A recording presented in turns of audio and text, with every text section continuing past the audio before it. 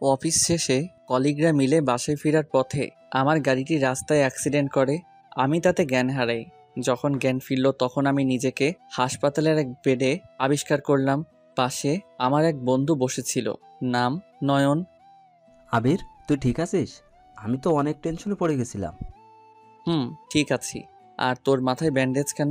আর বাকিরা কোথায়? আমিও একটু আঘাত পাই, কোনো মতে তোদেরকে হাসপাতালে নিয়ে আসি। তারপর ওদেরও তোর মতো অবস্থা, এখন সুস্থ। তাদের পরিবার তাদের পাশেই রয়েছে। আমি আন্টিকে ফোন দিয়েছিলাম, তারা আসতেছে। ও, এখন চলুন আমার পরিচয় আসি। আমার নাম আবির, মায়ের বড় ছেলে। ছোট এক ভাই আছে। ভার্সিটি শেষে একটি কোম্পানিতে জব করি, স্যালারিও মোটামুটি ভালো। এই নিয়ে আর কি। আপনাদেরকে পরিচয় দিতে দিতে হঠাৎ আম্মু আর আমার ভাই আমার রুমে ঢুকে পড়ে কেঁদে দেয়। আরে আম্মু, কাঁদছো কেন? আমি ঠিক আছি। তখনই এক নার্স এসে বলল, আন্টির রুমে কান্না করা নিষেধ, এতে রোগীর সমস্যা হবে। আর আপনারা বাইরে যান, কিছুক্ষণের মধ্যে ডাক্তার আসবে ওনাকে ইনজেকশন দেওয়ার জন্য। আমি আম্মুকে সান্ত্বনা দিয়ে বাইরে যেতে বললাম। নয়ন এবং ভাইও চলে গেল। আমি কিছুক্ষণ চোখ বন্ধ করে রইলাম। কিছুক্ষণ পর কে যেন ডাকলো। এই যে শুনছেন? আমি ঘুরে তাকাতেই অবাক, নীলা। কিছুক্ষণ কোনো কথা বললাম না, আবার আগের মতো স্বাভাবিক হওয়ার চেষ্টা করলাম। ডক্টরও কোনো কথা না বলে আমার পায়ের এবং হাতের কাটা জায়গাতে ব্যান্ডেজ লাগিয়ে দিল। আমি এক দৃষ্টিতে তাকিয়ে রইলাম। আমি অতীতের অভিমান কাটিয়ে বললাম, কেমন আছো নীলা? সে কোনো উত্তর দিল না। আমাকে ইঞ্জেকশন দিয়ে চলে যেতে নিলে আমি তার হাত ধরে বললাম, এখনো কি অভিমান করে থাকবে? সমস্যা কি আপনার? এইভাবে কথা বলছেন কেন? আর হাত ছাড়ুন। আমি কিছুক্ষণ নীলার দিকে তাকিয়ে রইলাম, যার হাত ধরে একসঙ্গে কত হাঁটাচলা করেছি, যার হাত দিয়ে কতবার খাবার খেয়েছি। সে আজ তার হাত ধরতে মানা করছে। যাই হোক, অতীত ভুলে বাস্তবে ফিরলাম। আবার জিজ্ঞেস করলাম, কেমন আছো তুমি? খুব ভালো, আর সব সময় ভালো থাকি। হয়েছে, এবার হাতটি ছাড়ুন। নীলা, এতদিন পর দেখা হওয়ার পরও তুমি এখনো কি আমার সঙ্গে এভাবে কথা বলবা? আমাকে দেখার পর তোমার কি একটু মায়া হচ্ছে না? লক্ষ্য করলাম নীলার চোখে পানি। সে আর কোনো কিছু না বলে আমার হাত ছাড়িয়ে দৌড়ে চলে গেল। আমি সঙ্গে সঙ্গে নয়নকে ডাকলাম। কিরে, তোকে এত অস্থির দেখাচ্ছে কেন? আগে বল, প্রথমে আমার মাথায় ব্যান্ডেজ কে করেছিল? কি নাম, ছেলে না মেয়ে? কেন? আগে বল। ডক্টর করিম। ও, কেন, কি হয়েছে? এই নীলা ডক্টর কি ভালো ছিল না নাকি? না তেমন কিছু না। ওই ডক্টর কোথায় গেল? কে? এখনই যে বের হলো আমার রুম থেকে। ওনাকে তো দেখলাম দৌড়ে বাইরে চলে যেতে, হয়তো বাসায় গিয়েছে। কি হয়েছে বলতো? না, আমায় বাসায় নিয়ে চল। আমার এখানে কিছুই ভালো লাগছে না। আচ্ছা ঠিক আছে, এত অস্থির হোস না, আমি দেখছি। তারপর ডাক্তারকে বলে আমাদেরকে যে যার বাসায় নিয়ে যাওয়া হলো। আমি রাতে আর খেলাম না। সারা রাত আম্মুও ঘুমোয়নি, আমার পাশেই ছিল। তারপর 2 দিন এভাবে কেটে গেল। 2 দিন পর সকাল হওয়ার সঙ্গে সঙ্গে বললাম, নয়ন আমাদের বাসায় চলে আয়। কি বলিস, 10টায় অফিস টাইম? অফিসের জন্য অনেক সময় আছে, আর তাছাড়া আজকে অফিসে যাচ্ছি না। তুই চলে আয় আমাদের বাসায়, তোর সাথে কথা আছে। আমি 3 দিনের ছুটির ফর্ম এবং তোর 1 দিনের ফর্ম জমা দিয়ে দেব। আচ্ছা, দাঁড়া, উত্তেজিত হোস না, আসতেছি। নয়ন কিছুক্ষণ পর আসলো। না, আমার কিছুই ভালো লাগছে না। বলবি তো কি হয়েছে? আর তুই ওই দিন হাসপাতালে কেমন অমন করছিলি?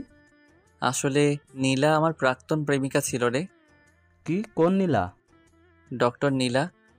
কি বলিস? এই কথা তুই আমাকে আগে বলিসনি কেন? বলে কি হতো বল? ওই দিন হঠাৎ হাসপাতালে দেখা হওয়ার পর আমি নিজে অবাক। ওর সঙ্গে আমার রাজশাহীতে বিচ্ছেদ হয়। পরে ও চট্টগ্রামে চলে আসে। তুই বিষয়টা খুলে বলতো। শোন তাহলে, গত 1 বছর আগের কথা। তখন রাজশাহীতে থাকতাম। ওখানকার এক ভার্সিটিতে নীলার সঙ্গে আমার পরিচয় হয়। তারপর বন্ধু থেকে গার্লফ্রেন্ড। আমাদের রিলেশনটি টানা 8 মাসের মতো ছিল। সে আমাকে খুব ভালোবাসতো, কিন্তু আমি তাকে সেরকম কোনো ভালোবাসা দেইনি। শুধু সময় কাটানোর জন্য রিলেশন করতাম।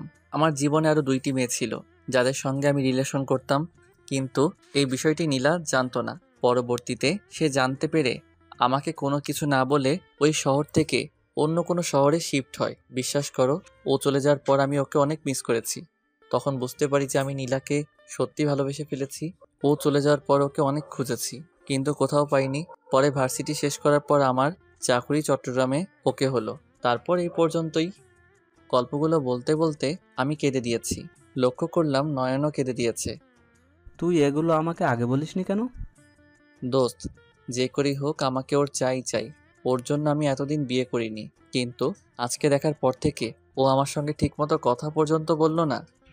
আর ওর যদি বিয়ে হয়ে যায়? খবরদার নয়ন, এই কথা মুখে আনবি না তুই। প্লিজ, তুই যে করে পারিস ওর ঠিকানা আমাকে এনে দে। আচ্ছা ঠিক আছে, তুই শান্ত হ, আমি দেখছি ওই হাসপাতালে গিয়ে তার ব্যাপারে কিছু জানতে। ও বলতেই আমি ওকে জড়িয়ে ধরলাম। অপরদিকে নীলা 2 দিন ধরে হাসপাতালে আসে না, 2 দিন রুমে কাটিয়েছে। কি হয়েছে মা? তুই এমন উদাসীন হয়ে বসে আছিস কেন? কিছু কি হয়েছে? বল আমায়।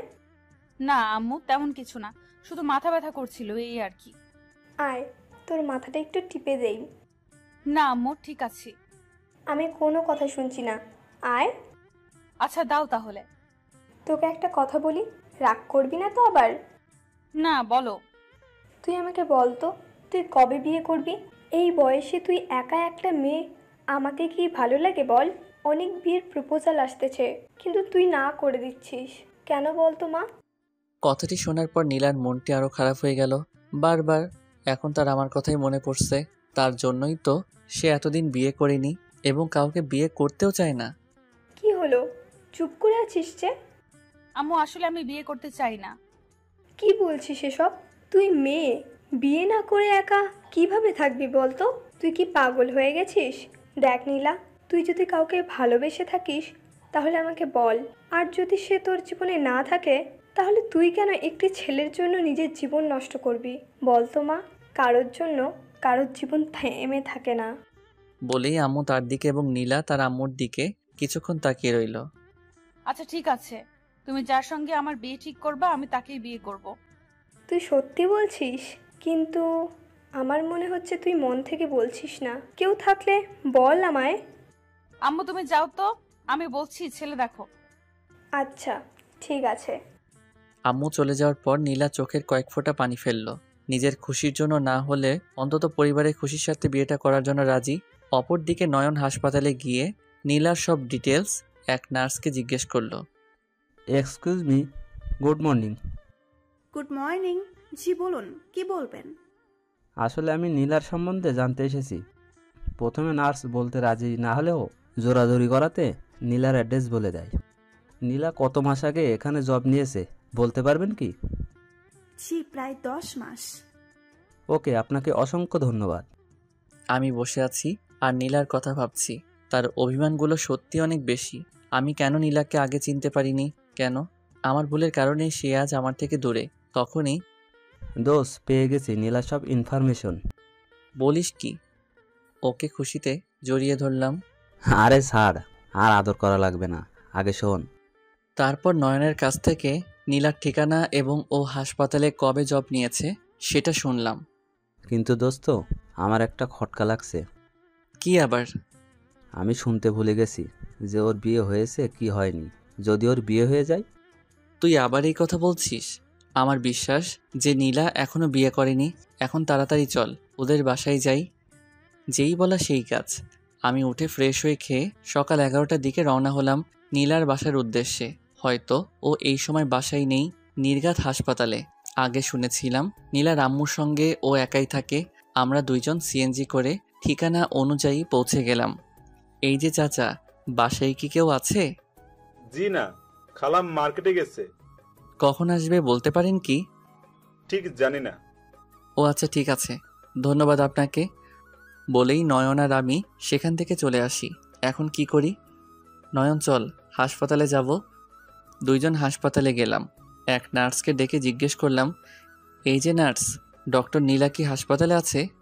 ডক্টর নীলা রুগী দেখছেন, বের হতে একটু সময় লাগবে, আপনারা বসুন। ওকে।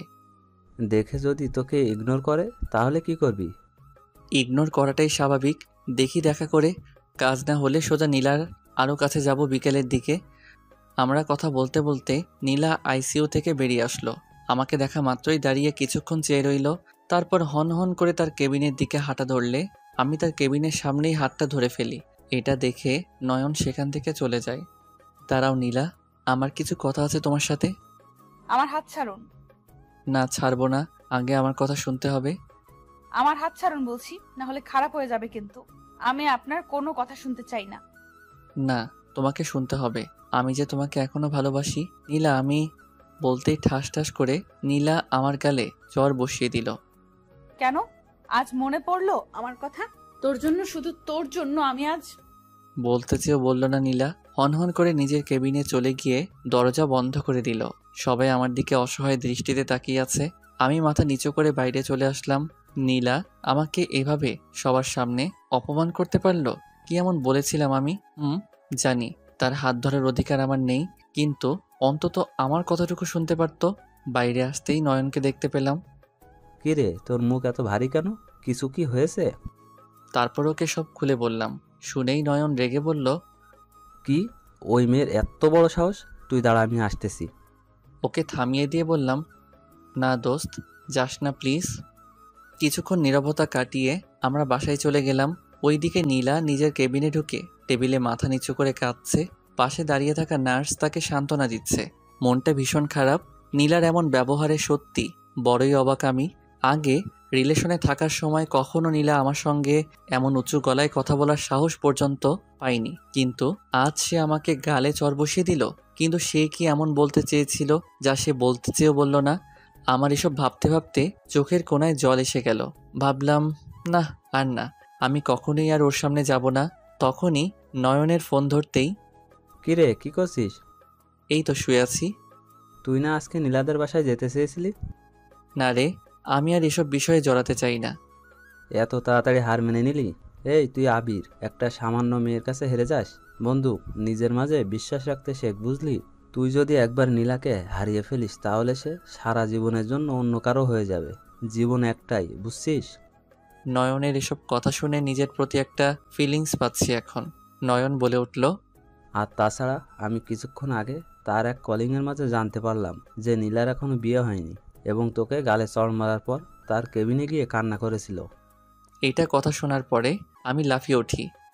তুই কিভাবে জানলি? ওখানে পরে আবার গিয়েছিলাম, নার্সের কাছ থেকে এসব জানতে পারি।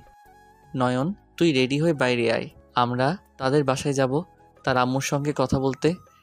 যেই ভাবা সেই কাজ, গাড়ি করে বেরিয়ে পড়লাম। তাদের বাসার দারোয়ান দরজা খুলে দিল। তাদের বাসার মেইন দরজায় বেল বাজাতেই এক মুরব্বি এসে দরজা খুলে দিলেন। বুঝলাম এটাই নীলার আম্মু, অর্থাৎ আমার ভবিষ্যৎ শাশুড়ি। দেখে আমরা সালাম দিলাম। আসসালামু আলাইকুম আন্টি। ওয়ালাইকুম আসসালাম। তোমরা কে বাবা? আন্টি, আমরা নীলার কলেজের ফ্রেন্ড। নীলা কি বাসায় আছে? ও আচ্ছা, না, নীলা বাসায় নেই। আন্টি, আসলে আপনাকে একটা কথা বলার ছিল। বাইরে দাঁড়িয়ে আছো কেন? আসো, ভেতরে আসো। তোমরা বসো, আমি চা বানিয়ে আনছি। না আন্টি, থাক, আমরা চা খাবো না। আসলে আপনাকে খুব গুরুত্বপূর্ণ একটি কথা বলার ছিল, কিন্তু কথাটা কিভাবে যে বলি। আরে সমস্যা নেই, তোমরা নির্দ্বিধায় বলতে পারো। আসলে আন্টি, আমি আপনার মেয়ে নীলাকে ভালোবাসি। কি বলছো তুমি? জি আন্টি, আমি ঠিকই বলছি। আপনি হয়তো এর আগে আমাকে কোথাও দেখেননি, কিন্তু আমি আপনাকে না দেখলেও নীলার কাছে আপনার কথা অনেক শুনেছি। নীলার আম্মু কিছুক্ষণ আমার দিকে এক দৃষ্টিতে তাকিয়ে রইল। কিন্তু বাবা, এগুলো হলো কবে? নীলা তো এর আগে আমাকে কোনো কিছুই বলেনি। আন্টি, আমাকে ভুল ভাববেন না। আমি আপনাকে সব সত্যি কথা বলতে চাই, কারণ আমি নীলাকে যে পরিমাণ মিথ্যা কথা বলেছি তা একই মিথ্যা কথা আপনাকে বলে আমি আপনাকে ছোট করতে চাই না। আসলে নীলা আর আমি রাজশাহীতে একসঙ্গে একই ব্যাচে পড়তাম। তারপর শুরু থেকে শেষ পর্যন্ত সব খুলে বললাম। আমার সব কথা শুনে নীলার আম্মু কিছুটা করুণ দৃষ্টিতে আমার দিকে তাকিয়ে রইল, কারণ অতীতের কথা বলতে বলতে চোখের কোণে পানি চলে এসেছিল আমার। আন্টি, বিশ্বাস করুন, আবির খুব ভালো একটা ছেলে। সে হয়তো আগে ভুল করেছে, কিন্তু নীলা তাকে তার ভুল শুধরানোর একটিবারও সুযোগ দেয়নি। কিন্তু এখন সে তার ভুল শুধরিয়ে নিতে চায়। প্লিজ, আপনি না করবেন না। নীলার আম্মু কিছুক্ষণ ভাবার পর বলল, আমি জানতাম আমার মেয়ে কাউকে না কাউকে ভালোবাসে, হয়তো সে তার জীবনে ছিল, নয়তো এখন চলে গেছে, যার কারণে সে বিয়ে করতে চায় না। আমি তাকে অনেক প্রেশার দিয়েছি বিয়ের জন্য, অতপর সে রাজি হয়েছে। আমি নীলার আম্মুর কথা শুনে কিছুটা অবাক, আবার আনন্দিত হলাম। তার মানে নীলা এখনও কি আমাকে ভালোবাসে? তার জন্য তার আম্মুকে বিয়ের জন্য না করতো? আর না, আমি যে করি হোক ওকেই বিয়ে করব। অনেক কষ্ট দিয়ে ফেলেছি ওকে, সে অভিমান করে আমাকে এড়িয়ে চলে। ভাবতে ভাবতে নীলার আম্মু বলে উঠল, তাই বাবা আমি সিদ্ধান্ত নিলাম নীলার সঙ্গে তোমার বিয়ে হবে। কথাটি শোনার পর কী রকম ভালো লেগেছিল তা বলার বাইরে। অনেক ধন্যবাদ আন্টি। আন্টি না, আম্মু বলবা আমাকে। কথাটি শুনে লজ্জা পেলাম। কিরে, মেয়ের মতো লজ্জা পাচ্ছিস কি লাইগা? কিন্তু আম্মু, সে আমাকে বিয়ে করতে চাইবে তো? সে তো আমাকে এড়িয়ে চলে। ওসব তুমি আমার উপর ছেড়ে দাও। তারপর নীলার আম্মুকে সালাম দিয়ে সেখান থেকে চলে আসলাম। খুব আনন্দ লাগছে। কিরে, এখন মিষ্টি খাওয়া? তারপর নয়নকে হোটেলে নিয়ে গিয়ে পেট পুড়ে খাওয়ালাম। তারপর ডাইরেক্ট বাসায়। আমি জানি নীলাকে পাওয়ার ইচ্ছে আমার একার নয়, তারও আছে। কথায় আছে মেয়েদের বুক ফাটে কিন্তু মুখ ফাটে না। ও আমার জন্য এতদিন বিয়ে করতে চাইনি, শুধু আমার জন্য অপেক্ষা করে গেছে। কিন্তু এখন আমাকে দেখে অভিমান নিয়ে ওর আম্মুকে বিয়ের জন্য হ্যাঁ বলে দিয়েছে। এখন এভাবে হবে না, তাই আবার নীলার সঙ্গে দেখা করতে যাব। বিকেলের দিকে গাড়ি নিয়ে আবার হাসপাতালে গেলাম একাই। ভেতরে সোজা এক নার্সের কাছে গেলাম। নার্স আমাকে দেখতেই, এই কি হয়েছে আপনার? বসুন বসুন, আমি ডক্টরকে ডাকছি। কি পাঠক পাঠিকারা, বুঝতেছেন না তো? আমি জানি নীলা এমনি অমনি আমার সঙ্গে কথা বলবে না, তাই হাতটা হালকা করে কেটে দিয়েছি।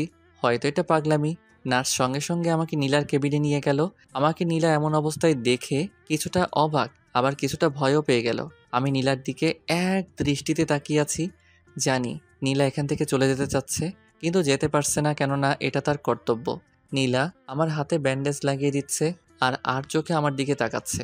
তার এমন ভঙ্গিমা দেখে খুব ভালো লাগছে। আমি বললাম, মেডিসিন দেবেন না? নীলা বলে উঠল, আপনি রেস্ট নিন, আমি মেডিসিন দিচ্ছি। সে উঠতে গেলেই আমি আবার তার হাত চেপে ধরি। নীলা প্লিজ, হয়তো এটা জীবনের শেষ সময়। এটা রাগ অভিমান করে থাকার সময় নয়। হাত ছাড়ুন, এটা হসপিটাল। আপনি আপনার কথা বাইরে বলতে পারেন। না, আমি হাত ছাড়বো না। নীলা রেগে হাত ছাড়িয়ে নিয়ে, তুমি নিজেকে কি মনে করো? তুমি যখন ইচ্ছে অন্য মেয়ের সঙ্গে ঘুরবা, আবার তাদের সঙ্গে ঘোরা শেষ হয়ে গেলে আবার আমার কাছে ফিরে আসবা, আর আমি মেনে নিব? আমি অন্য মেয়েদের মতো না আবির, যে অনেক ছেলের সঙ্গে রিলেশন করব। তোমাকে আমি কম ভালোবাসিনি আবির, নিজের থেকেও অনেক বেশি ভালোবেসেছিলাম তোমাকে, কিন্তু এখন আর তোমায় ভালোবাসি না। কথাগুলো বলতে বলতে নীলার চোখে পানি চলে আসলো। তাহলে এখন আমায় না ভালোবেসে থাকলে কেন আজ পর্যন্ত বিয়ে করনি? কেন আমাকে দেখে দূরে সরে যাও? তুমি আমাকে না ভালোবেসে থাকলে কখনো আমার ওপর অভিমান করে থাকতে না। আমার কথাগুলো শোনার পর নীলা কিছুক্ষণের জন্য চুপ করে রইল। নীলা, এমনকি তুমি আমার ভুল শুধরিয়ে নেওয়ার একটা চান্সও দাও নাই। বিশ্বাস করো, তুমি না বলে চলে আসার পর থেকে আমি তোমাকে অনেকবার খুঁজেছি, কিন্তু কোথাও খুঁজে পাইনি। লক্ষ্য করলাম নীলার চোখে পানি। শোনেন, আমার আম্মুকে আমি বিয়ের জন্য হ্যাঁ বলে দিয়েছি, আর প্লিজ আমাকে ডিস্টার্ব করবেন না। নীলা আর কোনো কিছু না বলে ওষুধ দিয়ে কেবিন থেকে বেরিয়ে গেল। তুমি যতই বলো আমাকে ভালোবাসো না, কিন্তু মনে মনে তুমিও আমাকে চাও। বিয়ে তো তোমার আমার সঙ্গেই হবে। হ্যাঁ, আমার মনটা খারাপ, আবার কিছুটা খুশি লাগছে, কিন্তু আরও আনন্দ অনুভব করতাম যখন নীলা আমাকে নিজে মেনে নিত।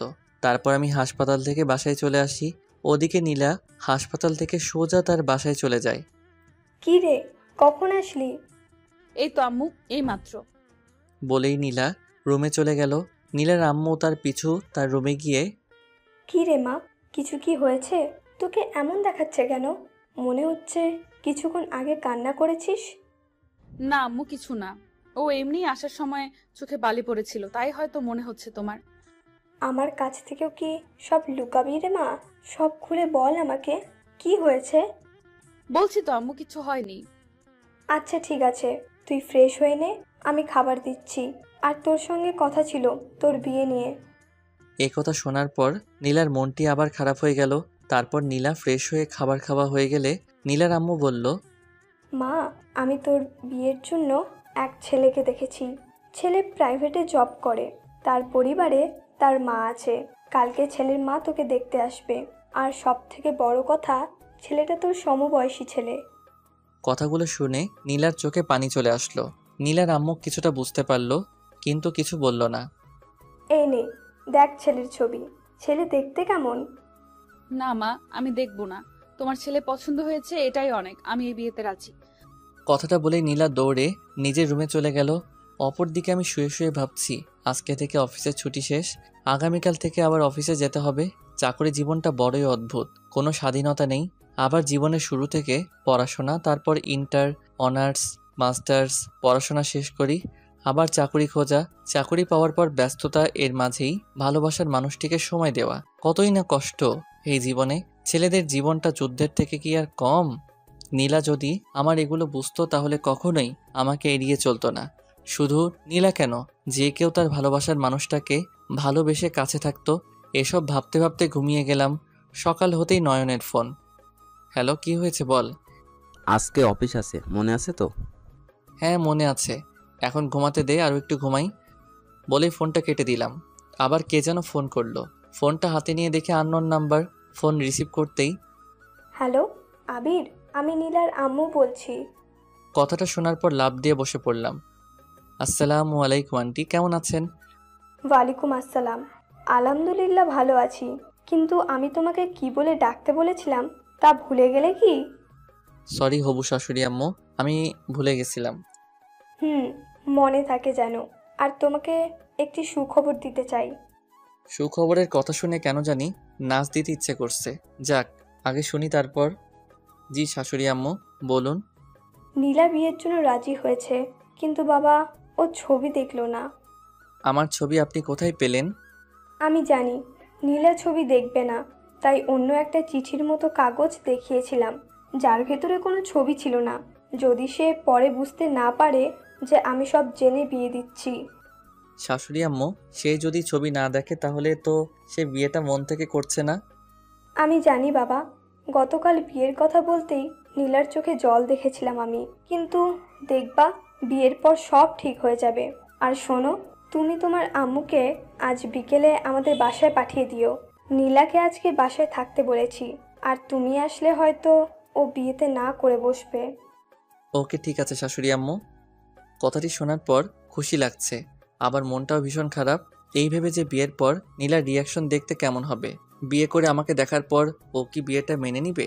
তারপর আমি ফ্রেশ হয়ে আমার আম্মুকে অতীত থেকে শুরু করে সব ঘটনা আম্মুকে খুলে বললাম। কথাগুলো শোনার পর ঠাস ঠাস করে আমার গালে চড় বসিয়ে দিল। তোর তলে তলে এত কিছু ঘটে গেল, আর তুই আমাকে আজ বলছিস? যা, দূরে যা। যাবো না আমি তোর বিয়ের জন্য মেয়ে দেখতে। প্লিজ মা, এমন করো না। তুমি ছাড়া আমার আর কে বা আছে বলো? হয়েছে, ছাড়, পাম দিতে হবে না। খেয়ে অফিসে যা, বিকেলে আমাকে পৌঁছে দিয়ে আসবি। আমি আম্মুকে ধন্যবাদ জানিয়ে নাস্তা করে অফিসে চলে গেলাম। ওখানে নয়নকে সব খুলে বললাম। কি বলিস? কিন্তু দোস্ত, বিয়ের দিন যদি নীলা তোকে দেখে বিয়েতে না করে দেয়? সেটাই তো ভয়। কিন্তু জীবনে কিছু পেতে গেলে রিস্ক নিতে হয়। এবার না হয় আমি আমার সম্মানের রিস্ক নিলাম। তাহলে আজকে তুই বিকেলের দিকে ছুটি নিবি? আম্মুকে নীলাদের বাসা পর্যন্ত পৌঁছে দিয়ে আসতে হবে। তারপর দুপুরের পর ছুটি নিয়ে বাসায় গেলাম। দেখতেছি আম্মু আগে থেকে তৈরি হয়ে বসে আছে। আম্মু, তুমি তৈরি? কিন্তু তোমার হাতের ভ্যানিটি ব্যাগে ওগুলো কি? ওগুলো আমার ঘরের হবু বৌমার জন্য। হয়েছে, এখন তাড়াতাড়ি আমাকে নিয়ে চল। তারপর আমি সিএনজি করে আম্মুকে তাদের বাসা অবধি পৌঁছে দিয়ে হবু শাশুড়ি আম্মুকে ফোন দিয়ে জানিয়ে দিলাম। তিনি বাসা থেকে বের হয়ে এসে আম্মুর সঙ্গে পরিচিত হলেন। তারপর তারা বাসায় গেলেন। আমি কোনো কথা না বলে সিএনজি করে বাসায় চলে আসি। ওখানে থাকলে নীলা দেখে ফেললে সর্বনাশ। আম্মু, শাশুড়ি আম্মু নীলাদের বাসায় ঢুকতেই আম্মুকে বসতে দিয়ে শাশুড়ি আম্মু নীলাকে ডাক দিলেন। নীলা আজ শাড়ি পরেছে। হাতে নাস্তার কফিটি নিয়ে আম্মুর সামনে আসতেই নীলাকে দেখে, বাহ, আপনার মেয়ে তো দেখছি বেশ সুন্দরী। কথাটা শুনে নীলা খানিকটা লজ্জা পেল। আসসালামু আলাইকুম আন্টি। ওয়ালাইকুম আসসালাম। কেমন আছো মা? জি আলহামদুলিল্লাহ আন্টি, আপনি কেমন আছেন? খুব ভালো। কিন্তু তুমি দাঁড়িয়ে আছো কেন? বসো। জি। তারপর আম্মু নীলার সম্বন্ধে সব জানলো। নীলার কাছ থেকেই, এই যে মা, দেখো আমার ছেলের ছবি। না আন্টি, আমি দেখেছি। নীলার আম্মু এটা লক্ষ্য করে বুঝলো নীলা এই বিয়েতে সহমত না। কিন্তু নীলা যাকে ভালোবাসে তার সঙ্গে তার বিয়ে হতে চলেছে, তা তো আর নীলা জানে না। কি হলো মা, তোমার চোখে পানি কেন? ওটা কিছু না আন্টি। তোমাকে আমার খুব ভালো লেগেছে। আমি আমার ছেলের বউ হিসেবে তোমাকে দেখতে চাই। তুমি কি রাজি মা? আর যদি তোমার অন্য কেউ থেকে থাকে তাহলে তুমি আমাকে খুলে বলতে পারো, কেননা তুমি আমার মেয়ের মতো। আমি তোমার আম্মু হয়ে তার সঙ্গে তোমার বিয়ে দিয়ে দেবো। কথাটি শোনার পর নীলার খুব ভালো লাগা শুরু হলো আম্মুর প্রতি। এইরকমই তো শাশুড়ি আম্মু চেয়েছিল সে। চোখে পানি নিয়ে নীলা বলল, জি না আন্টি। বলেই নীলা আম্মুকে জড়িয়ে ধরল। হয়েছে মা, এবার নাও, তোমাকে আংটি পরিয়ে দিই। আংটি পরানোর কথা শুনতেই নীলার মনে আমার কথা মনে হলো, আবার রাগও চলল তার উপর। অবশেষে আম্মু নীলাকে একটি আংটি পরিয়ে দেওয়ার সময় নীলা বাধা দিল। ও অবশেষে পরে নেয়। নীলা দুঃখিত হলেও সে এরকম শাশুড়ি আম্মু পেয়ে অনেকটা আনন্দিত। আমি ছাদে দাঁড়িয়ে ভাবছি, নীলা যদি বিয়েতে সহমত দেয় তাহলে সে অন্য কাউকে বিয়েতে বর হিসেবে ভাবছে, কিন্তু বিয়ের পর আমাকে দেখলে তার রিয়াকশন কেমন দেখতে হবে ভাবতে ভাবতে কখন যেন আম্মু ছাদে এসে, আবির, মা তুমি? নীলাকে আংটি পরিয়ে আসলাম। মেয়েটা বেশ মিষ্টি, তোর পছন্দ আছে বলতে হয়। আচ্ছা বলতো, তুই এরকম একটা মেয়েকে রেখে অন্য কোনো মেয়ের সঙ্গে টাঙ্কি মারতে গিয়েছিলি? আম্মু তুমিও না? তখন এত কিছু বুঝলে কি যেতাম নাকি? আচ্ছা 3 দিন পর তোদের বিয়ে ঠিক করে আসলাম। কি বলতেছ? এত তাড়াতাড়ি হবে আমি তো ভাবি নাই। আচ্ছা, সে কি পাত্রের ছবি দেখেনি? না, দেখতে চাইনি। তারপর আম্মু সব খুলে বলল। শোন, এই 3 দিন অফিস করবি, তারপর বিয়ের জন্য ছুটি নিবি, ঠিক আছে? আর কোনো গোলমাল আমি শুনতে চাই না। বলেই আম্মু চলে গেল। তার মানে নীলা আম্মুকে অনেক পছন্দ করেছে, আবার আংটি পরতেও দ্বিধাবোধ করছিল। আমি জানি নীলার মনে এখনো আমি আছি। অবশ্য আমি জানি সে অভিমানে বিয়েতে হ্যাঁ করেছে। সে ভাবছে বিয়েটা অন্য ছেলের সঙ্গে হবে। সে তো আর জানে না বিয়েটা তার আমার সঙ্গে হতে চলেছে। সে কি একথা জানে না যে একটি দুর্ঘটনা সারা জীবনের কান্না? বিয়েটা আমার সঙ্গে হলেও আমি ততটাও আনন্দিত না, কারণ সে আমাকে দেখে সহমত দিলে আমি অনেক আনন্দবোধ করতাম। যাক, এসব ভাবতে ভাবতে নয়নের ফোন। কিরে, কই তুই? বাসায় আছি, তুই কোথায়? অফিস ছুটি, বাসায় যাচ্ছি। তারপর বল, কিছু হলো কি? তারপর ওকে সব খুলে বললাম। কি বলিস, হ্যাঁ বলে দিয়েছে? হুম। তাহলে তো ভালো হলো। এই 3 দিন অফিস করবি, তারপর ছুটি নিবি। আমাকে কি ইনভাইট করবি নাকি? আরে কি বলছিস? তুই বেস্ট ফ্রেন্ড এই কথা বললি? তুই অবশ্যই বিয়েতে থাকবি। তারপর ওর সঙ্গে কথা বলে ফোন কেটে দিলাম। এইভাবে একদিন কেটে গেল। সকালে ঘুম থেকে অফিসে ওঠা, আবার বাসায় আসা, আর হাতে মাত্র 2 দিন বাকি। কিন্তু নীলার সঙ্গে দেখা নেই। বাসায় গিয়ে ওই আবার এক কাজ। পরের দিন অফিস থেকে বাসায় আসার সময় ভাবলাম নীলা যে হাসপাতালে থাকে সেদিক দিয়ে যাব। ওরও তো এই সময় ছুটি, সিএনজি করে যাচ্ছি। এ কি, নীলা রাস্তায় দাঁড়িয়ে? সে হয়তো বাসায় যাওয়ার জন্য বাইরে দাঁড়িয়ে আছে। সে আমার সিএনজিটাই দাঁড় করালো। সিএনজিতে উঠতে গিয়ে নীলা আমাকে দেখে ফেলে। নীলা কিছুক্ষণ আমার দিকে তাকিয়ে রইল। লক্ষ্য করলাম নীলার চোখের নিচে কালো দাগ পড়ে আছে। অবশ্য জানি এটা কেন। সে সিএনজিতে উঠতে দ্বিমত করলে বসতে পারেন, আমি কোনো কথা বলবো না। তারপর নীলা সিএনজিতে আমার পাশের সিটে উঠে বসলো। সিএনজিতে শুধু আমরা 2 জন। কিছু দূর যাওয়ার পর আমি কথা না বলে থাকতে পারলাম না। তুমি তো অনেক শুকিয়ে গেছো দেখছি। নীলা অন্যদিকে তাকিয়ে, কোনো সাড়া নেই। কি হলো, কথা বলছো না কেন? এখনো কি আমার উপরে অভিমান করে থাকবা?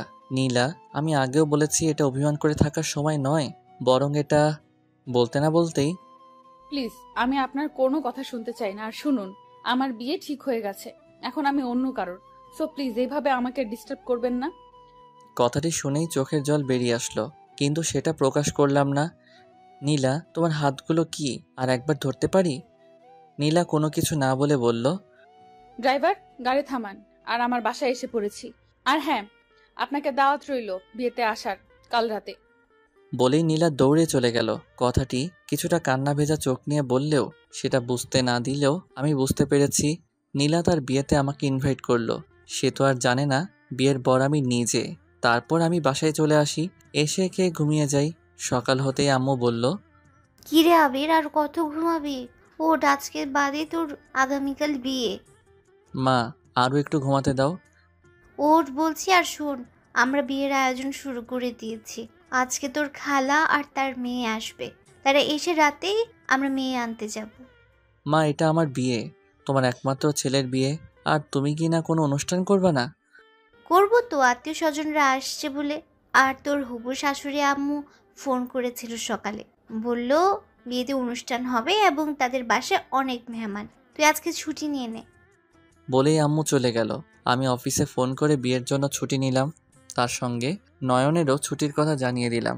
আমি ফ্রেশ হয়ে খাবার খেতে গেলাম। ততক্ষণে বাসায় দূরের মেহমান চলে এসেছে। খালা এবং তার মেয়ে আমাকে দেখার সঙ্গেই বলল, আরে আবির, কেমন আছিস? আরে নদী, কখন আসলি? এই তো, এই মাত্র আসলাম। আসসালামু আলাইকুম খালা, কেমন আছেন? আলহামদুলিল্লাহ ভালো বাবা, তুমি কেমন আছো? আলহামদুলিল্লাহ ভালো। আম্মু খালা আসছে। তারপর তাদেরকে রুমে নিয়ে গেলাম। কিছুক্ষণ পর নয়নও চলে আসলো। এভাবে গল্প করতে বিয়ের সময় চলে আসলো। অপরদিকে নীলা বউ সেজে বসে আছে। তাদের বাসায় সহ মেহমান ভর্তি লোকজন। আচ্ছা মা, হবু জামাই আসলে তার সঙ্গে কি কথা বলবি না? না মা, আমার বিশ্বাস তুমি আমার জন্য ভালো ছেলে দেখেছো। কিন্তু মা, তুই একবার কথা বলিস। মা, বিয়ে আজকে, কথা বলে কি হবে? তারপর নীলার আম্মু নীলাকে জড়িয়ে ধরে কেঁদে দিল। সাথে নীলাও কেঁদে দিল। মা, আমি যার সঙ্গে তোর বিয়ে দিচ্ছি সে অনেক ভালো একটা ছেলে। তুই বিশ্বাস রাখ, ও তোকে খুব খুশিতে রাখবে। আর তুই আমাকে কথা দে, তুই ছেলেকে দেখার পর কখনো পালিয়ে আসবি না। এ তুমি কেমন কথা বলছো মা? না, তুই আমাকে কথা দে। কথা দিলাম। তারপর আবার জড়িয়ে কান্না শুরু করে নীলা। কিছুক্ষণ পর নীলা বাইরে এসে কাউকে খুঁজে কিন্তু পায় না। এ কি, তাহলে আবির আমার বিয়েতে আসেনি? এসব হতে বিয়ের সময় ঘনিয়ে আসলো। আমরা গাড়ি নিয়ে রওনা হলাম। হবু শ্বশুরের বাসায় পৌঁছে তাদের বাসায়ও দেখছি অনেক মেহমান। কিছুক্ষণ পর নীলাকে বউ সেজে নিয়ে আসা হলো। দেখতে অসাধারণ লাগছে। লাল শাড়িতে কি অপরূপ দেখাচ্ছিল তাকে। নীলাকে আমার কাছেই বসানো হলো। তারপর বিয়ের সব রীতিনীতি মেনে আমাদের বিয়েটা সম্পন্ন করা হলো। কিন্তু নীলা আমার দিকে একবারও তাকায়নি। নীলাকে নিয়ে আসার সময় সে তার আম্মুকে জড়িয়ে ধরে অনেকবার কেঁদেছে। নীলাকে নিয়ে গাড়িতে বসে আছি। জানালার ওপার হয়ে সে শুধু কেঁদে চলেছে। আমি তার দিকে টিস্যুর বক্সটা এগিয়ে দিলাম। এইভাবে বাসায় চলে আসলাম। আজ আমার বাসর রাত। খুব অদ্ভুত লাগছে। আমার বিয়েটা এভাবে হবে আমি স্বপ্নেও ভাবিনি। বাস্তবে ভাবা তো দূরে থাক, আরও ভালো লাগতো যদি নীলা ইচ্ছায় আমাকে বিয়ে করত। কিন্তু কি আজব, তার বিয়ে, অথচ সে আমার উপর অভিমান করে তার হবু বরকে দেখলো না। কিরে, তুই ছাদে কি করিস? আরে নয়ন, তুই ঘুমাসনি? না, ঘুমাতে যাচ্ছি। আর তুই এখানে কি করিস? তাড়াতাড়ি রুমে যা, গিয়ে ভাবির মিষ্টি মুখটা দেখবি না? আমার তো ভয় লাগছে রে। সে আমাকে দেখার পর কি যে করে বসবে কে জানে। আরে ভয় পাস কেন? কিচ্ছু হবে না, তুই ভেতরে যা। আর হ্যাঁ, সময় হলে ভাবির সঙ্গে আমার পরিচয় করিয়ে দিবি। বলতেই আমি ওকে জড়িয়ে ধরলাম। অনেক ধন্যবাদ বন্ধু, তুই আমাকে সাহায্য করেছিস। এইসব বলে কি তুই এখন আমায় লজ্জা দিবি? আরে কি বলিস? তাহলে তাড়াতাড়ি যা, না হলে রাত শেষ হয়ে সকাল হয়ে যাবে। তারপর আমি রুমের দরজার কাছে আসতেই ভয় লাগতে শুরু করলো। কেমন হবে নীলার রিয়াকশন ভাবতেই ভয় লাগছে। রুমের ভেতরে ঢুকলাম। নীলা খাটের উপরে ভদ্র মেয়ের মতো মাথায় ঘোমটা দিয়ে বসে আছে। রুমের দরজা লাগিয়ে দিয়ে তার কাছে যেতেই হঠাৎ নীলা বলে উঠল, প্লিজ আমার কাছে আসবেন না। আমি এই বিয়েটা করতে চাইনি, কিন্তু বিশ্বাস করুন আমি একজনকে ভালোবাসতাম, তাই রাগে অভিমানে আপনাকে বিয়ে করেছি। আর এখন তাকে আমি ভালোবাসি। প্লিজ আমাকে ভুল বুঝবেন না। আপনি যা যা বলবেন আমি তাই তাই করব, কিন্তু আমার কাছে আসবেন না। আমার নিজেকে মানিয়ে নিতে কিছুটা সময় লাগবে। আমি নীলার কথা শুনে থ হয়ে দাঁড়িয়ে রইলাম। আমি জানতাম নীলা এখনও আমায় ভালোবাসে। এটা ভাবতেই চোখে পানি চলে আসলো। কিন্তু না, আজ কাঁদলে চলবে না। কিন্তু সে এটা কি বলল? সে এখনও আমাকে ভালোবাসে? আবার এই সংসার করার জন্য সে কিছুটা সময় চাচ্ছে নিজেকে বদলে নেবার। নীলা আমার উপর এতটা অভিমান করে আছে যে বাধ্য হয়ে অন্যের সঙ্গে সংসার করতেও রাজি। আমার কোনো উত্তর না পেয়ে আপনি কোনো কথা বলছেন না কেন? আমি কোনো কিছু না বলে খাটে গিয়ে বসলাম। ঠিক আছে, আমি আপনাকে স্পর্শ করব না। আপনি আপনার ঘোমটাটা সরান। আমার গলার আওয়াজ চিনতে পেরেই সঙ্গে সঙ্গে ঘোমটা সরিয়ে নীলা কিছুক্ষণ আমার দিকে অবাক দৃষ্টিতে তাকিয়ে রইল। কি হলো নীলা, এইভাবে কি দেখছো? আমাকে চিনতে পারোনি? না, এটা বিশ্বাস হচ্ছে না যে আমি এখানে কি করছি। আমি তোমাকে বিয়ে করেছি। তোমার আম্মুকে আমাদের সব কথা খুলে বলেছিলাম। তারপর তিনি বিয়েতে রাজি হন। নীলার দিকে তাকাতেই তার চোখে পানি দেখলাম। বুঝলাম সে প্রচুর রেগে আছে। নীলা আমাকে কোনো কিছু না বলে বিছানা থেকে নেমে সোজা দরজার দিকে হাঁটা ধরল। আমি তার হাত ধরে বললাম, কোথায় যাচ্ছ নীলা? হাত ছাড়ুন, না হলে ভালো হবে না। কিন্তু আপনার মতো প্রতারকের সঙ্গে আমার সংসার করার কোনো ইচ্ছা নেই। হাত ছাড়ুন বলছি। নীলা, কি বলো এসব? বাড়ি ভর্তি মেহমান, তুমি এভাবে গেলে মানুষ কি ভাববে? নীলা এক ঝটকায় আমার হাতটি ছাড়িয়ে নিল। আপনার মতো একজন প্লে বয় প্রতারকের কাছে আমি থাকতে চাই না। আপনি একজন প্রতারক। আগে তো মানুষের মন নিয়ে খেলেছেন, আর এখন প্রতারণা করছেন। আপনার মতো বেহায়া লোক আমি আমার জীবনে দেখিনি। নীলার এই কথাগুলো শুনে আর রাগ কন্ট্রোল করে রাখতে পারলাম না। সঙ্গে সঙ্গে ঠাস ঠাস করে গালে 2টা চড় বসিয়ে দিলাম। নীলা তাল সামলাতে না পেরে মেঝেতে পড়ে গেল। মেঝেতে বসে থেকে গালে হাত দিয়ে আমার দিকে তাকিয়ে রইল। তারপর আমি তাকে হাত ধরে দাঁড় করালাম। রাগে আমার চোখগুলো লাল হয়ে গেছে। নীলা এতে অনেকটা ভয়ে আছে বুঝতেছি।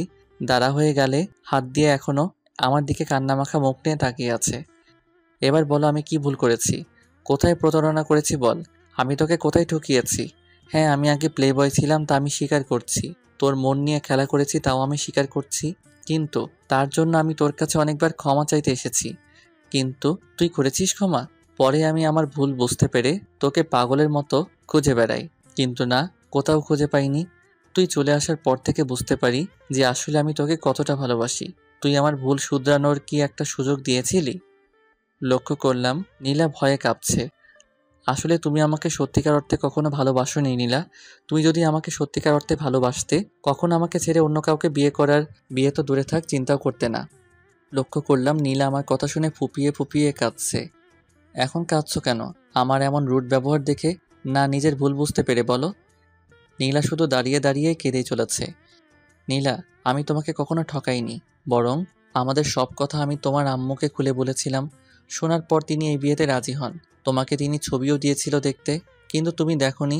আবার আমার আম্মু তোমাকে দেখতে এসে আমার ছবি তোমাকে দিয়েছিল, তুমি দেখতে চাওনি। এমনকি বরের নাম কি তুমি তা জানতেও প্রয়োজন বোধ করনি। তুমি ছবিটা দেখলে হয়তো আর এই বিয়েটা হতো না। আর তুমি আমার ছবিটা দেখে বিয়েতে না করলে আমিও তোমাকে আর বিয়ে করতাম না। তোমার আম্মু মনে করেছিলেন তুমি আমাকে বিয়ে করে পরে মেনে নিয়ে সুখে থাকবা, তাই তিনি রাজি হয়েছিলেন। এখন সব শুনে এখনও যদি আমাকে ভুল ভেবে থাকো, তাহলে যাও। আমি রুমের দরজা খুলে দিলাম। আর কখনোই তোমার আশেপাশে আমি যাব না, কখনো ডিস্টার্ব করব না। যাও। নীলা কোনো কিছু না বলে ফুপিয়ে ফুপিয়ে কান্না করতে করতে দৌড়ে ওয়াশরুমে চলে গেল। আমি আবার রুমের দরজাটা লাগিয়ে সোফায় বসে পড়লাম। আজ নিজের মাঝে খুব অভিমান জমেছে। যত রাগ অভিমান ছিল তা আজ সব নীলার উপর ঝেড়েছি। চোখগুলো এখনো আমার লাল বর্ণ ধারণ করে আছে, কিন্তু নীলাকে এত জোরে গালে চড় মারা আমার উচিত হয়নি। পরক্ষণে মনে হলো যে না, গালে চড় মেরে ঠিকই করেছি। সবসময় পাগলামি সহ্য করলে হয় না, শাসনও করতে হয়, আর তার অধিকার আমার আছে। কিন্তু অনেকক্ষণ তো হলো, নীলা এখনো বের হচ্ছে না কেন? দরজার কাছে যেতেই নীলা দরজা খুলে বের হয়ে আসলো। আমাকে দেখে কিছুক্ষণ চোখের দিকে তাকিয়ে রইল। নীলার চোখগুলো লাল বর্ণ আকার ধারণ করেছে। বুঝলাম ওয়াশরুমে গিয়ে অনেক কান্না করেছে। তাতে আমার কি? আমি কোনো কিছু না বলে ওয়াশরুমে ঢুকে পড়লাম। শেরওয়ানিটা চেঞ্জ করলাম। ফ্রেশ হয়ে রুমে এসে দেখি নীলা বিয়ের শাড়ি চেঞ্জ করে নীল শাড়ি পরেছে। কি অপরূপ দেখতে, সুন্দর লাগছে তাকে। নীলাকে এমন ড্রেসে অনেক আগে দেখেছিলাম, এখন দেখতে আরো বেশ সুন্দরী লাগছে। পরক্ষণে কিছুক্ষণ আগের কথা মনে পড়তেই মাথায় রক্ত চড়ে গেল। আমি কোনো কিছু না বলে আমার বালিশ কাঁথা নিয়ে সোফায় শুয়ে পড়লাম। লক্ষ্য করলাম নীলা এখন দাঁড়িয়ে আমার দিকে কান্না মাখা চোখে তাকিয়ে আছে। দেখে খুব মায়া লাগছে, কিন্তু না, আমি আর কোনো মায়া দেখাতে যাব না। বেশি দরদ দেখাতে গেলে লাঠি চড়ে বসবে। আপনি ঘুমাতে পারেন, আমি লাইট অফ করব না। আগামীকাল আপনাকে আপনার বাসায় পৌঁছে দিয়ে আসবো। বলেই আমি ঘুমিয়ে গেলাম। মধ্যরাতে কারো কান্নার আওয়াজে ঘুমটা ভেঙে গেল। চোখ খুলে দেখি লাইট অফ। ডিমের আলোয় নীলাকে দেখতে পেলাম বিছানায় ওই পাশ হয়ে শুয়ে ফুপিয়ে ফুপিয়ে কাঁদছে। নীলাকে কাঁদতে দেখে খুব খারাপ লাগছে যে আমার এমনিতেই আগে অনেক কষ্ট দিয়ে ফেলেছি, এখন বিয়ের পরও কি তাকে কাঁদাবো? যাই হোক, সে তো আর এই বিয়ে মানে না। আমি আর ঘুমালাম না। আজ রাতের আকাশটা খুব মেঘালয়। আকাশে বিদ্যুৎ চমকাচ্ছে, মনে হচ্ছে বৃষ্টি হতে চলেছে। কিছুক্ষণের মধ্যেই মুষলধারে বৃষ্টি শুরু হলো। আকাশের বিদ্যুৎ চমকানোর আলোয় মাঝের মধ্যে আমার রুমটি আলোয় ভরে উঠেছে। এতক্ষণে হয়তো নীলা ঘুমিয়ে পড়েছে। এই বৃষ্টির রাতে খুব করে ইচ্ছে করছে তাকে জড়িয়ে ধরে তার দিকে অপলক দৃষ্টিতে তাকিয়ে থাকি, কিন্তু তা আর সম্ভব নয়। কিন্তু তারপরও আমি নিজেকে আর আটকে রাখতে পারলাম না। গুটি গুটি পায়ে খাটের কাছে গেলাম। নীলা ওপাশ হয়ে ঘুমাচ্ছে। আকাশের বিদ্যুৎ চমকানোর আলোয় মাঝের মধ্যে আমার রুমটি আলোয় ভরে উঠছে, আর এ আলোয় তার মায়াবী মুখখানা আরও মায়াবী দেখাচ্ছে। আজ অতিরিক্ত কাদার কারণে নীলার মুখখানা মলিন হয়ে গেছে, চোখের নিচে কালো দাগ বসে গেছে। আরও একটু কাছে যেতেই দেখলাম চোখের নিচে কালো দাগ বসে গেছে। না, এখানে এভাবে থাকলে বুঝে যাবে। আমি আবার সোফায় গিয়ে শুয়ে পড়লাম। এক রুমে ভালোবাসার মানুষটি থাকার পরও কোনো কিছু বলতে পারছি না, আবার ঘুমিয়ে গেলাম। বাইরে এখনো বেঘোরে বৃষ্টি হচ্ছে, কিছুক্ষণ পর ঘুমের মধ্যে কে যেন আমার মাথায় হাত দিল। আমি ঘুমিয়ে থেকে সেটা অনুভব করছিলাম। চোখ মেলে তাকাতেই কাউকে দেখলাম না। নীলাকে খাটে দেখলাম শুয়ে থাকতে। এভাবে সকাল হয়ে গেল। ভোর কখন হয়েছে তা আমি বুঝতে পারিনি। দরজায় কে যেন কড়া নাড়ছে। ওই শব্দে ঘুমটা ভেঙে গেল। উঠে দেখি নীলা খাটে নেই। আমি দরজা খুলে দিলাম। কি ভাইয়া, ঘুম থেকে উঠতে ইচ্ছে করছে না বুঝি? ও তুই? আরে না, কেবল তো ভোর হলো। আচ্ছা, ফ্রেশ হয়ে নিচে আসো। ওকে হ্যাঁ বলে দরজাটা লাগিয়ে দিলাম। দরজা লাগিয়ে দিতে ওয়াশরুম থেকে নীলা বের হয়ে আসলো। আমি দেখে টাসকি খেয়ে গেলাম। মনে হয় গোসল করেছে। নীলা বের হয়ে আমার দিকে তাকিয়ে রইল। আমি কোনো কিছু না বলে টাওয়েল ব্রাশ নিয়ে ওয়াশরুমের দিকে যেতেই নীলা আমাকে পেছন থেকে জড়িয়ে ধরল। প্লিজ তুমি আমাকে ক্ষমা করে দাও আবির, আমি অনেক ভুল করেছি। এই করছেন কি, ছাড়ুন। আপনি চিন্তা করবেন না, আজকে আপনাকে আপনার বাসায় দিয়ে আসবো। প্লিজ ক্ষমা করে দাও, আমি সত্যি আর কখনো এমন আচরণ করব না। আমি তোমাকে ভুল বোঝার জন্য সরি। আমি কোনো কিছু না বলে সোজা ওয়াশরুমে চলে গেলাম। না আর ভালো লাগছে না। ফ্রেশ হয়ে বের হয়ে দেখি নীলা একদম দরজার সামনে দাঁড়িয়ে। আমি কোনো কিছু না বলে নিচে চলে গেলাম। সেও আমার পিছু পিছু নিচে আসলো। আরে মা, আসো, বসো। তারপর সকালের নাস্তা করলাম। আম্মু আমাকে ইশারা দিয়ে বলছে কি হয়েছে। আমি তেমন গুরুত্ব না দিয়ে খেয়ে ছাদে চলে আসি। কিছুক্ষণ পর আম্মু আসলো। কি হয়েছে বলতো? নীলা তোকে দেখে কোনো কিছু বললো না কেন? তারপর আমি সব ঘটনা আম্মুকে খুলে বলি। তার মানে সে তার ভুল বুঝতে পেরেছে। তো আর কি লাগে বাবা, তুই ওকে ক্ষমা করে দে। আমি আম্মুর কথা শুনে চুপ করে আছি। যেহেতু নীলাকে আগে অনেক কষ্ট দিয়েছি, তাই আর কষ্ট দিতে চাই না ওকে। তারপর আমি আর আম্মু বাসায় চলে আসি। ড্রয়িং রুমে দেখি নীলা আর নদী বসে গল্প করছে। আমি সোজা আমার রুমে চলে আসলাম। আমার পিছু পিছু নীলাও আসলো। আমি বসে আছি। নীলা রুমে এসে দরজায় দাঁড়িয়ে আমাকে দেখে আছে। যান, তৈরি হয়ে নেন, আপনাকে আপনার বাসায় ছেড়ে দিয়ে আসি। আমি কি একবারও বলছি যে বাসায় যাব? চুপ। বলো। বলেই নীলা আমার কাছে এসে আমাকে জড়িয়ে ধরলো। এই করছেন কি, ছাড়ুন। না, আমি ছাড়ছি না। বলে আমি তাকে ছাড়িয়ে নিলাম। নীলা কোনো কিছু না বলে একটা ফল কাটার নাইফ হাতে নিয়ে, এই যে মিস্টার, আমার অধিকার আছে আপনার প্রতি। আপনি কি আমার অধিকার খাটাতে দেবেন? না দিব আমার হাতে চালিয়ে। আমি কিছুটা ঘাবড়ে যাই। এই কি করছেন কি, দিন নাইফটা দিন, হাত কেটে যাবে। জি, হাত কাটার জন্যই নিয়েছি।